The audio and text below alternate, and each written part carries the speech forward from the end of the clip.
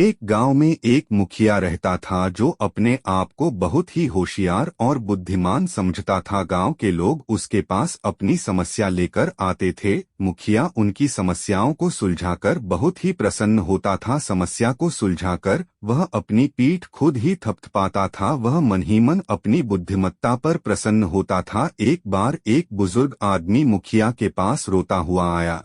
वह रोते रोते कह रहा था कि उसके पड़ोसी ने उसके घर से बकरियां चुरा ली हैं। मुखिया ने पड़ोसी को बुलाया और पूछा, क्या तुमने इस बुजुर्ग व्यक्ति की बकरियां चुराई है? पड़ोसी बोला, नहीं मुखिया जी, मेरे पास पहले से ही बहुत सारी बकरियां हैं। मैं भला इनकी बकरियां क्यों चुराऊंगा? मुखिया दुविधा में फंस गया। उसने समस्या को सुलझाने के लिए एक बहुत ही बेतुका सा उपाय निकाला। मुखिया ने कहा, आप दोनों को फैसला सुनाने से पहले मैं एक प्रश्न का उत्तर चाहता हूँ। आप दोनों में से जो इस प्रश्न का उत्तर मुझे देगा, मैं उसके हक में फैसला सुनाऊंगा।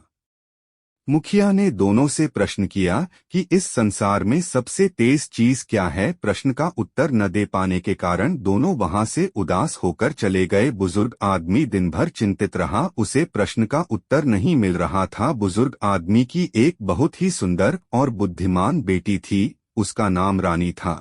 उसने अपने पिताजी की चिंता का कारण पूछा। बुजुर्ग आदमी ने अपनी बेटी रानी को सारी बात बता दी। रानी ने तुरंत उस उत्तर को अपने पिताजी के कान में बताया। बुजुर्ग आदमी अगली सुबह मुखिया के पास गया। मुखिया बोला, क्या तुम्हें मेरे प्रश्न का उत्तर मिल गए? बुजुर्ग बोला, हाँ मुखिया जी, आपके प्रश्न का उत्तर है समय, क्योंकि हमारे पास यह कभी भी पर्याप्त नहीं होता है। यह हमेशा बहुत तेज चलता है। हम जो करना चाहते हैं उसे करने के लिए कभी भी पर्याप्त समय नहीं होता है। बुजुर्ग आदमी का जवाब सुनकर मुखिया प्रसन्न हो गया और चकित भी रह गया। मुखिया ने शक जाहिर कर कहा, क्या तुमने खुद इसका उत्तर ढूंढा है या किसी ने तुम्हारी मदद की है? आपको यह उत्तर किसने बताया? मुझे सच सच बताइए। यदि आप सच नहीं बताएंगे तो मैं आपको दंड दूंगा। बुजुर्ग आदमी दंड का नाम सुनकर डर गया। वह बोला, मालिक, आपके प्रश्न का उत्तर मेरी बेटी रानी ने बताया है। वह बहुत ही बुद्धिमान लड़की है। मुखिया मन ही मन सोचने लगा कि उसे ऐसी बुद्धिमान लड़की से अवश्य मिलना चाहिए। मिलने से पहले मुखिया ने बुजुर्ग को जीत की बधाई दी। मुखिया ने बुजुर्ग व्यक्ति से कहा कि उसे उसकी बेटी रानी से यथाशीघ्र मिलना है। कुछ ही समय बाद बुजुर्ग आदमी ने अपनी बेटी को मुखिया के सामने हाजिर कर दिया। मुखिया उसकी बुद्धि तथा सुंदरता से प्रभावित हो गया। मुखिया ने बुजुर्ग के सामने उससे उसकी बेटी का हाथ मांगा। मुखिया बोला, वह रानी से शादी करना चाहता है। बुजुर्ग ऐसा प्रस्ताव सुनकर प्रसन्न हो गया। वह तुरंत इसके लिए राजी हो गया। वैसे तो मुखिया बहुत प्रसन्न था, मगर उसे ऐसी बुद्धिमान पत्नी होने की भी चिंता थी। वह यह नहीं चाहता था कि उसकी पत्नी उसके सामने लाई गई समस्याओं में हस्तक्षेप करे। मुखिया अपनी बुद्धिमत्ता की शोहरत किसी के साथ साझा नहीं करना चाहता था, यहाँ तक कि अपनी पत्नी से भी नहीं। वह लोगों से अपनी पत्नी के साथ तुलना नहीं करवाना चाहता था। मुखिया ने बुजुर्ग की बेटी रानी से कहा, मेरे घर में सब कुछ तुम्हारा है। मेरे पास आपके लिए केवल एक नियम है। नियम यह है कि मेरे सामने लाई गई समस्याओं में कभी भी खुद को शामिल नहीं करना है। यदि आप इस नियम के खिलाफ जाएंगी तो मैं आपको आपके पिताजी के घर भेज दूंगा। मुखिया की पत्नी रानी उसकी आज्ञा पर मुस्कुराई। काफी समय तक सब कुछ ठीक ठाक चलता रहा। मुखिया हमेशा की तरह लोगों की समस्या सुनते रहे और उसका हल निकालते रहे। एक दिन मुखिया ने अपनी एक पहेली दो लड़कों को सुलझाने के लिए दिया, जो आपस में एक खेत के टुकड़े को पाने के लिए झगड़ा कर रहे थे। मुखिया की पत्नी को स्पष्ट पता चल रहा था कि खेत किस लड़के का था, क्योंकि जिस लड़के का खेत था वह अपने खेत के लिए ज्यादा चिंतित लग रहा था। मुखिया ने अपने आदत के अनुसार अजीब तरीके का हल निकाला। वह दोनों लड़कों को एक एक मुर्गी दिया और कहा, जो भी दोनों में से कल तक मेरे हाथ में मुर्गी का अंडा देगा वह खेत का मालिक होगा। मुखिया की पत्नी उस लड़के की मदद करना चाहती थी जो वास्तव में उसका मालिक था।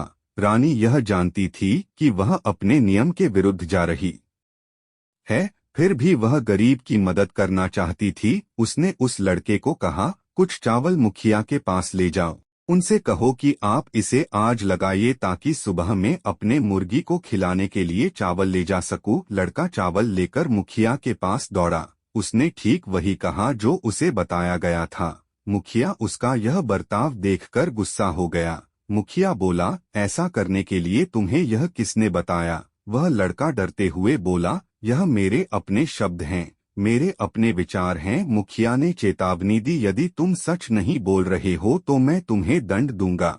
लड़का रोने लगा। वह उसकी पत्नी का नाम बता दिया। उसने कहा, आपकी पत्नी ने ऐसा करने के लिए कहा था। मुखिया क्रोधित होकर अपनी पत्नी को पास बुलाया और डांटा। मुखिया ने कहा कि उसने नियम को तोड़ा है, इसलिए अब तुम अपने पिताजी के घर लौट जाओ।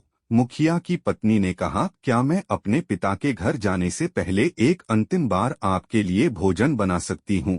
एक इच्छा यह है कि जो मेरा यहाँ पसंदीदा चीज है, क्या वह मैं ले जा सकती हूँ? मुखिया ने हाँ में जवाब दिया। जो चाहो बनाओ, जो चाहो ले जाओ, मगर आज की रात आपकी यहाँ आखिरी रात होगी। पत्नी रानी मुखिया का पसंदीदा भोजन तैयार किया। उसने बड़ी मात्रा में ताड़ की शराब के साथ परोसा। भोजन समाप्त होने से पहले मुखिया बहुत नशे में हो गया और चुपचाप सो गया। पत्नी की योजना ने ठीक उसी तरह काम किया जैसा उसने आशा की थी।